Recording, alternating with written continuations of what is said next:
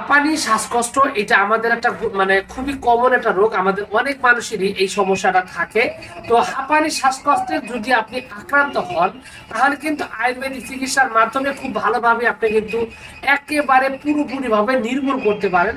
তো আজকের এই ভিডিওতে আমি আপনাদের সাথে কিছু আয়ুর্বেদিক ঔষধের ব্যাপারে কথা বলবো, যে আয়ুর্বেদিক ঔষধগুলো আপনার এই পুরাতন হাঁপানি, পুরাতন শ্বাসকষ্ট এটা একেবারে চিরবিদায় করে দিতে পারে এবং খুব ভালোভাবে আপনার সমস্যাগুলো সমাধান করে দিতে সক্ষম।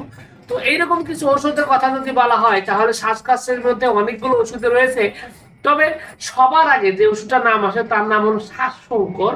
শ্বাসশঙ্কর সালসাটা মূলত শ্বাসকাশ হাঁপানির জন্য ব্যবহৃত হয় একটা গুরুত্বপূর্ণ ঔষধ। খুব ভালোভাবে এই ওষুধটি সঠিক মাত্রায় সেবন করলে রেজাল্ট আসে। এছাড়া আপনার আয়ুর্বেদিকের মধ্যে লিজেন্ডারি ঔষধ যেটাকে বলা হয় মহাদ্রাক্ষারিস্ট, এটা কিন্তু এই শ্বাসকষ্ট হাঁপানির জন্য অদ্বিতীয় গুরুত্বপূর্ণ ঔষধ। সর্বপ্রকার শ্বাসকষ্ট হাঁপানিতে কিন্তু মহাদ্রাক্ষারিস্ট সবার আগে লিস্টের প্রথম দিকে থাকে এবং এটার রেজাল্ট অত্যন্ত ভালো, খুবই ভালোভাবে কাজ করে। এছাড়াও বটিকার মধ্যেও কিন্তু শ্বাসশঙ্কর বটিকা রয়েছে, শ্বাসকাশ বটিকা রয়েছে, এগুলা কিন্তু আপনার শ্বাস কমানোর জন্য খুবই কার্যকরী, খুব ভালোভাবে এটা সমাধান করতে পারে। এছাড়া হালুয়ার মধ্যেও কিন্তু রয়েছে আপনার এই শ্বাসের সমস্যা সমাধান করার জন্য। হালুয়ার মধ্যে আপনার চ্যবনপ্রাশ হলো বিশ্ববিখ্যাত ঔষধ, যেটা বলা চলে যে শ্বাসকষ্ট, আপনার হাঁপানি, শারীরিক দুর্বলতা, ক্ষয় রোগ, যক্ষা, এই সব কিছুতে কিন্তু আপনার এই ওষুধটি ব্যবহৃত হয়। তবে হাঁপানি শ্বাসকষ্টের ক্ষেত্রে যদি কেউ দেখা যায় যে একটু বেশি দুর্বল, শারীরিকভাবে অনেক দুর্বল, সেই সাথে আপনার দুর্বলতার পাশাপাশি শ্বাসকষ্ট হাঁপানি রয়েছে, তো তাদের ক্ষেত্রে কিন্তু রোগের প্রয়োজনে কিন্তু আপনার এই চ্যবনপ্রাশ ব্যবহৃত হয়। আর শুধু চ্যবনপ্রাশ না, পাশাপাশি ভার্গি গুড় নামেও কিন্তু আরেকটা বটিকা, আরেকটা হালুয়া রয়েছে, এটাও কিন্তু আপনার পুরাতন শ্বাসকাশ হাঁপানি সেটা সমাধান করার জন্য বিশেষভাবে কার্যকরী এবং খুব ভালোভাবে এই সমস্যাটি সমাধান করতে সক্ষম। এছাড়াও আপনার শ্বাসকাশ হাঁপানি এটা কিন্তু টোটালি ভালো করার জন্য আরো বেশ কিছু ওষুধ রয়েছে আপনার এই সমস্যাগুলো সমাধান করার জন্য।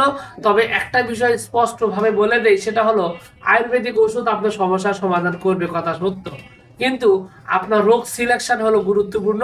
আপনার রোগের অবস্থা, রোগীর বয়স, রোগের কন্ডিশন, এগুলো সবগুলো বিচার বিশ্লেষণ করে তারপরে সঠিকভাবে যদি আপনি ওষুধটি প্রয়োগ করেন তাহলে কিন্তু আপনি এখান থেকে সমাধান পাবেন।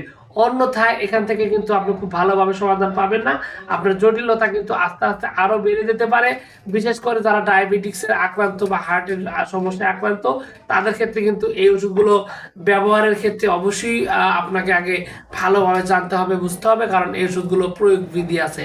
তো বেসিকভাবে নতুন রোগে, সাধারণ ছোটখাটো রোগে আপনি ওষুধগুলো নিজে নিজে ব্যবহার করতে পারেন, কারণ এই ওষুধগুলোর সেরকম পার্শ্ব প্রতিক্রিয়া নাই।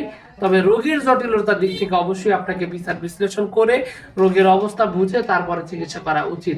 তো যা হোক, সবকিছু মিলিয়ে মূলত এইটুকুই ছিল আজকের ভিডিও। আশা করছি পুরো তথ্যগুলো আপনার কাছে অনেক অনেক বেশি ভালো লেগেছে। আর যদি লেগে থাকে অবশ্যই ভিডিওটিতে একটা লাইক দিন, আর চ্যানেলে যদি প্রথমবার এসে থাকেন অবশ্যই চ্যানেলটি সাবস্ক্রাইব করবেন। কোনো প্রশ্ন, কোনো মতামত, কোনো অভিযোগ যদি থাকে তাহলে অবশ্যই কমেন্টস করে জানাতে পারেন। তো ভিউয়ার্স, আপনাদের সকলকে অনেক অনেক ধন্যবাদ। আসসালামু আলাইকুম ওয়া রাহমাতুল্লাহ।